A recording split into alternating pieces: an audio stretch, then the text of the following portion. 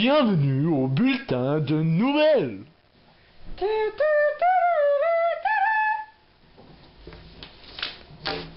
Aujourd'hui, aux manchettes, une nouvelle constitution pour la colonie, l'Acte de Québec.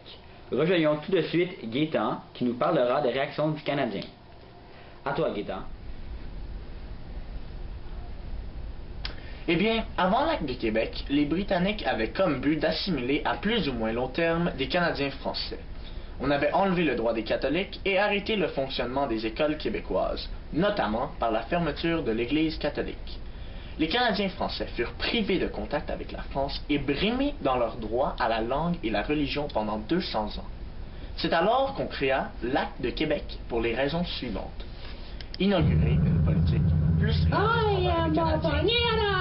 remettre en vigueur les lois civiles françaises, reconnaître officiellement la langue française et la religion catholique en renouvelant les garanties de liberté religieuse et de langue, reconnaître le droit civil français tout en maintenant le droit criminel britannique, permettre aux Canadiens de s'intégrer à l'Empire, permettre la participation des Canadiens d'origine française au gouvernement civil de la colonie en ouvrant aux Canadiens catholiques les fonctions officielles, le serment d'allégeance étant désormais formulé aux termes acceptables à leurs convictions religieuses.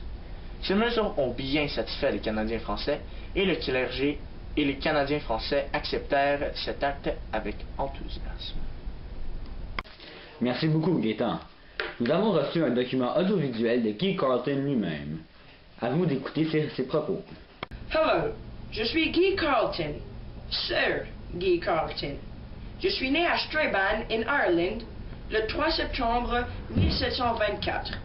Je fus le deuxième gouverneur de la province de Québec et le premier gouverneur général de l'Amérique du Nord britannique.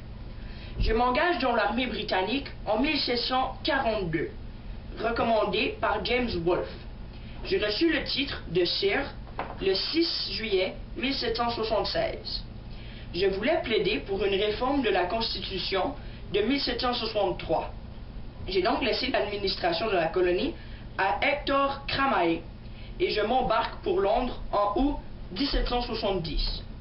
Je veux en particulier un retour aux lois et coutumes françaises dans le domaine civil, mais je suis réticent face à la création d'une assemblée représentative.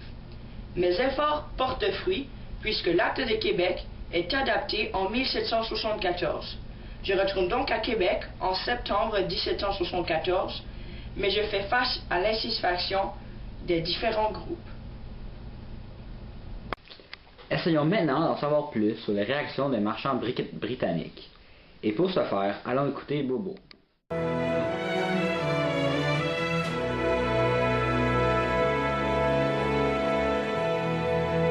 Pour conclure notre magnifique bulletin de nouvelles, rejoignons Georgia, qui nous parlera des patriotes des 13 colonies.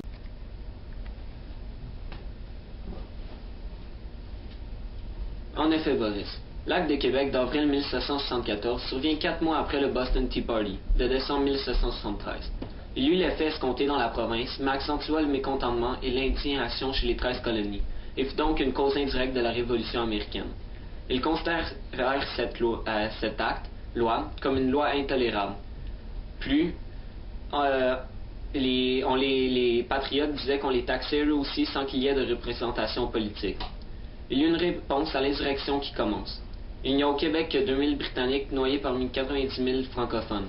Pour prévenir un soulèvement des francophones, et surtout pour que les francophones ne soient pas tentés de s'allier avec les rebelles américains, la Grande-Bretagne vote l'Acte de Québec qui, premièrement, redonne aux Canadiens français le Code civil, s'appliquant pour des questions de propriété seigneuriale, de testament et d'héritage.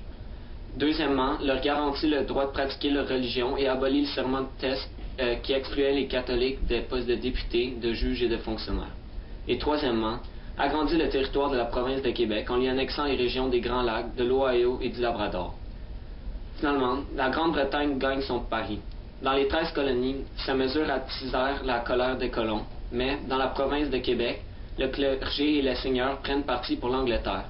Lorsque les rebelles envahissent la province de Québec en 1775, certains se battent même aux côtés de la couronne britannique.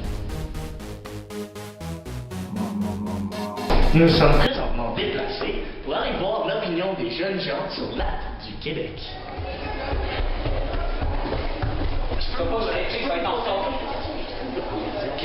Mais que connaissez-vous sur les 13 colonies? J'en savais quelques-unes, mais pas beaucoup, par exemple. Il y a la Virginie en 1606, le Massachusetts en 1120, le New Hampshire en 1123, le Maryland en 1132, le Connecticut en 1135, le Rhode Island en 1136, il y a aussi le Delaware en 1138, la Caroline du Sud en 1653 et celle du Nord en 1663, le New Jersey en 1164, New York en 1164 aussi, la Pennsylvanie en 1182 et finalement la Géorgie en 1732.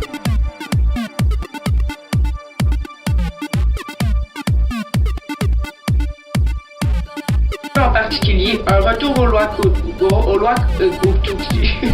aux lois et aux coutumes françaises.